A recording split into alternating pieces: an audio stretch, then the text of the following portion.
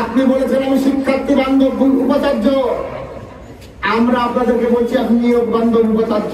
সেটি শিক্ষার্থী বান্ধব নয়, সেটি কোনো গবেষণার বান্ধব নয়। আপনি চাচ্ছেন শহীদ জিয়াউর রহমানের ঘরে ছাত্র দলকে ধ্বংস করার গবেষণা। জাতীয়তাবাদী ছাত্র দল এর দাঁত ভাঙা জবাব দেবে। আপনি একজন শিক্ষক, যথেষ্ট সংযত ভাষায় বলছি, শিক্ষকতার লিমিটের বাইরে গিয়ে জাতীয়তাবাদী ছাত্র দলের প্রতিনিধি করে ষড়যন্ত্র করেন। জাতীয়তাবাদী ছাত্র দল আপনার ক্ষমতার চেয়ার ভেঙে চুরমার করে দেবে। আপনি একটি সংগঠনকে পৃষ্ঠপোষকতা করার জন্য আপনাকে এখানে বসাই নাই।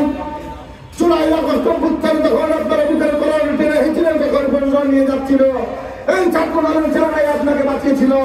আপনি কি ভুলে গেছেন?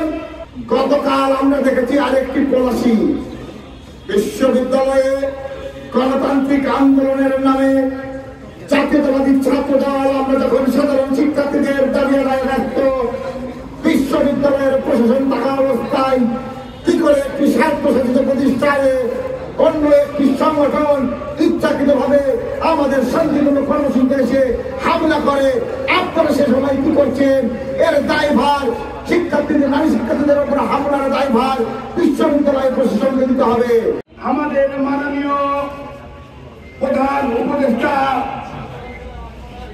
ডক্টর মোহাম্মদ ইউনূস মহোদয়ের সাথে সৌজন্য সাক্ষাৎ করতে গেছেন। তিনজনের হাস্যোজ্জ্বল চেহারা থেকে আমাদের খুব ভালোই লেগেছিল যে তিনি হয়তো বা রাজশাহী বিশ্ববিদ্যালয়ে এসে সাধারণ শিক্ষার্থীদের প্রত্যাশা অনুযায়ী তিনি রাজশাহী বিশ্ববিদ্যালয়ের পরিচালনা কার্যক্রম করবেন।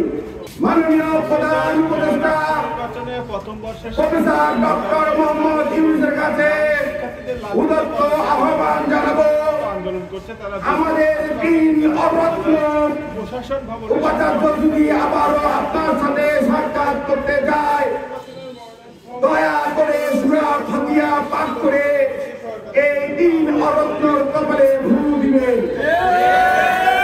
যারা রাজশাহীতে এসে দুর্নীতি করা ভুলে যায়, তারা যদি রাজশাহীতে এসে শিক্ষার্থীদের বিপদের পাশে না দাঁড়িয়ে ওই শিবিরের এজেন্ডা বাস্তবায়ন করা ভুলে যায়, তারা রাজশাহীতে এসে রাজসুরকে নিয়ে যে সকল ষড়যন্ত্র করছে, সেই ষড়যন্ত্র যদি বন্ধ করে দিতে পারে, সেই জন্য আমরা প্রফেসর ডক্টর মোহাম্মদ ইউনূসের কাছে আহ্বান জানাবো।